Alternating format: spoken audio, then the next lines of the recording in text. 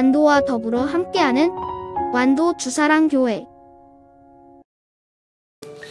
오늘 우리에게 주신 하나님 말씀은 호세아 3장 1절에서 5절까지 말씀입니다.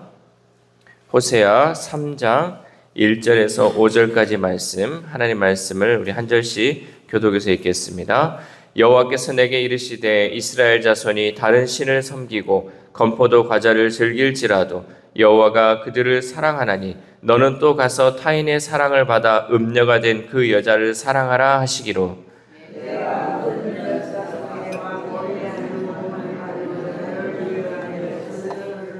그에게 이르기를 너는 많은 날 동안 나와 함께 지내고 음행하지 말며 다른 남자를 따르지 말라. 나도 내게 그리하리라 하였노라.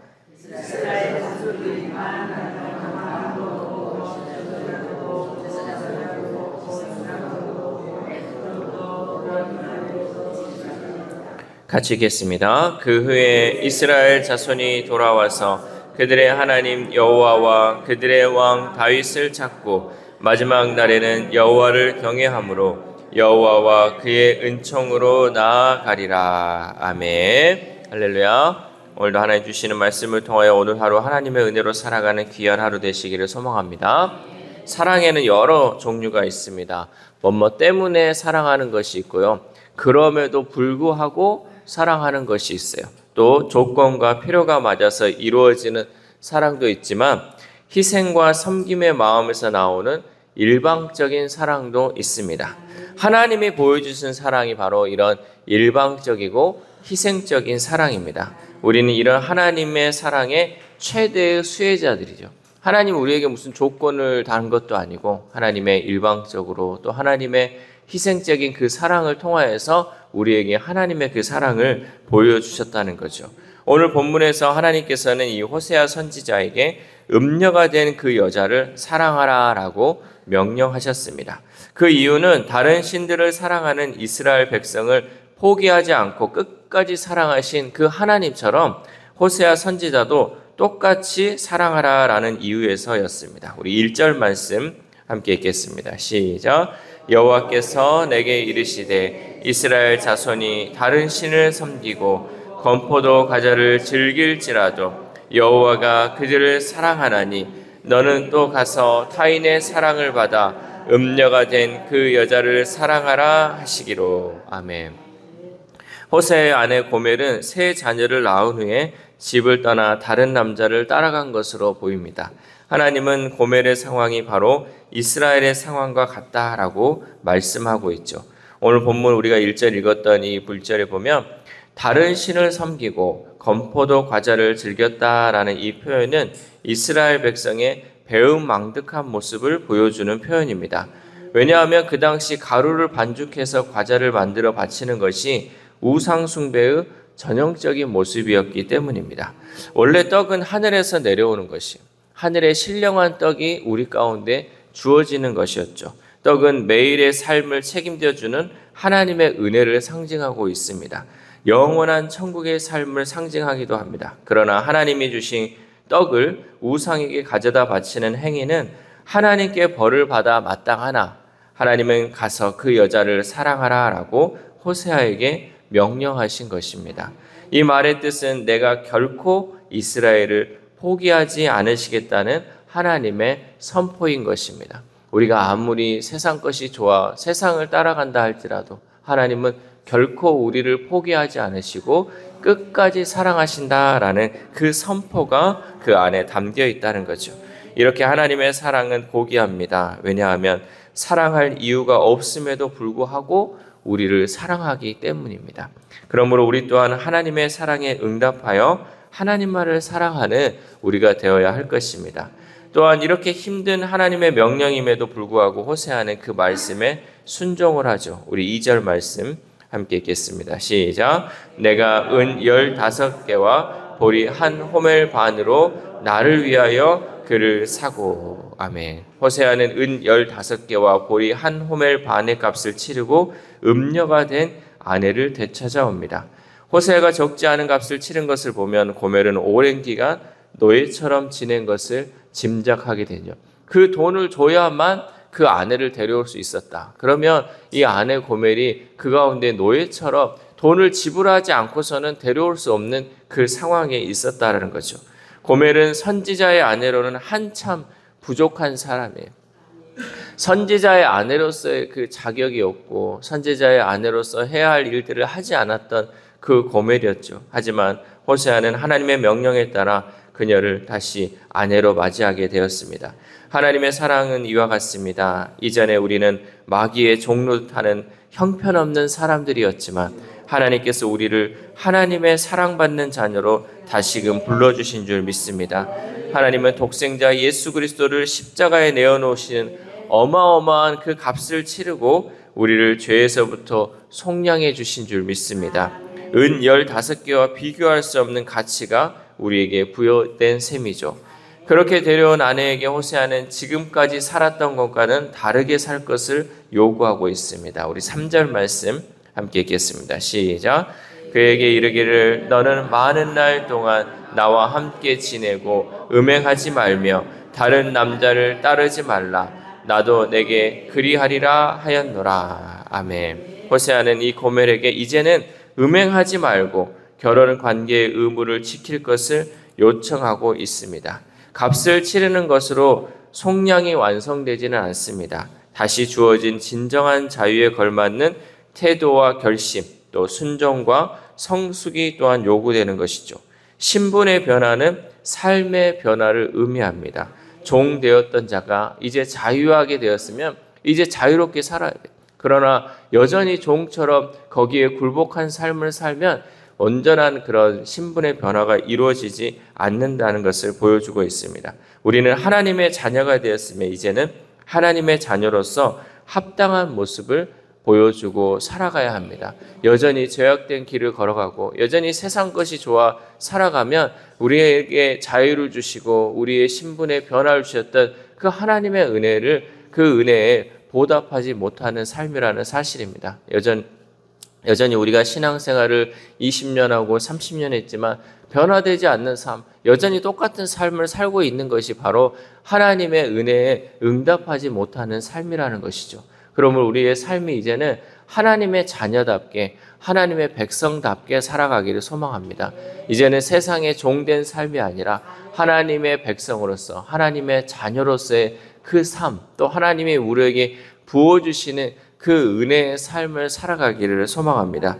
구원의 은총에 대한 마땅한 반응은 약속의 신실한 삶입니다. 우리가 섬기는 그 하나님은 신실하신 하나님이세요. 그렇다면 우리의 삶 또한도 신실한 삶을 살아야죠. 하나님의 약속을 기다리면서 그 약속의 응답함을 통하여서 하나님과 함께하는 삶이 되어야 한다는 사실입니다. 마지막으로 이스라엘 백성에게는 기다림의 시간이 주어졌습니다. 그들은 이 기간에 왕이나 지도자를 갖지 못하고 또 제사와 장례의 일을 아는 것도 불가능하다라고 말씀합니다. 우리 4절 말씀 함께 읽겠습니다. 시작. 이스라엘 자손들이 많은 날 동안 왕도 없고 지도자도 없고 제사도 없고 주상도 없고 에봇도 없고 드라빔도 없이 지내다가. 아멘. 실제로 하나님의 말씀처럼 이스라엘은 아수르에 의해 멸망하고 흩어집니다. 하나님의 이러한 심판은 다시금 회복시키기 위한 하나님의 섭리였었던, 하나님은 포기하지 않으시고 심판을 통해 깨닫고 돌아오는 자를 받아주시는 하나님인 줄 믿습니다. 고난을 통한 연단과 기다림의 시간도 하나님의 사랑의 일부인 것입니다. 우리가 하나님의 사랑을 생각할 때 지금 인간적인 사랑, 그래서 사랑받을 때만 지금 하나님이 나를 사랑하고 있고, 고통의 시간 또 고난의 시간에는 하나님이 나를 사랑하지 않고 벌하고 있다라고 생각할 수 있지만, 고통의 시간, 그 벌하는 시간, 그 고난의 시간에도 하나님은 여전히 우리를 사랑하고 있다라는 사실이죠. 하나님의 사랑은 우리의 상황에 따라 변하는 것이 아니라 영원히 변하지 않고 어떤 상황에 주어진다 할지라도 하나님은 우리를 사랑하고 계신다는 사실입니다. 그래서 내 시간이 지금 어떤 상황 가운데 있다 할지라도 그 상황 가운데 하나님의 사랑을 우리가 잊지 말아야 한다는 거죠. 고통의 시간, 고난의 시간에는 정말 아무것도 보이지 않고 왜 하나님 나에게 고통을 주십니까? 아무것도 보이지 않는 그 상황 가운데 우리는 하나님의 사랑을 발견할 수 있어야 한다는 거죠. 이 해가 계속해서 비추지만 구름이 그것을 가려서 해를 보이지 않는다 하여서 해가 없는 것이 아니라 우리는 그 구름 너머에 있는 해를 바라보는 것처럼 이 고난 너머에 하나님의 사랑, 하나님께서 여전히 우리를 붙들어 주시고 이 시간도 우리를 사랑하신다는 그 하나님의 사랑을 잊지 말고 기다릴 줄 알아야 한다는 거죠. 기다림의 시간이 있어야 하나님의 그 사랑을 우리가 정말로 제대로 깨달을 수 있다는 것이죠.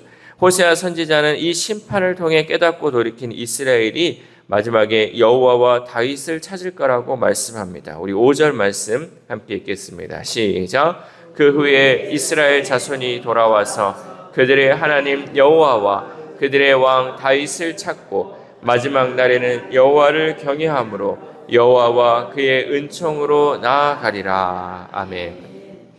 돌이킨 이스라엘 자손들이 찾게 되는 다윗은 바로 예수 그리스도를 의미합니다. 예수님은 다윗으로 상징되는 통일된 하나님 나라의 왕이십니다. 하나님의 왕, 이 예수님을 우리는 기다려야 되고 그 예수님을 통하여서 우리는 마지막 날에 온전한 회복을 이루을 수 있다는 거죠. 진정한 회복은 바로 예수님을 통해 완성되는 줄 믿습니다. 이 세상의 마지막은 예수 그리스도의 복음이 온 세상 땅끝까지 전파될 때 우리는 마지막을 경험할 수 있습니다. 하나님의 놀라운 사랑의 최고점에는 반드시 예수 그리스도가 있는 줄 믿습니다. 우리는 예수님을 통하여 하나님의 사랑을 완성을 이룰 수 있다는 사실이죠.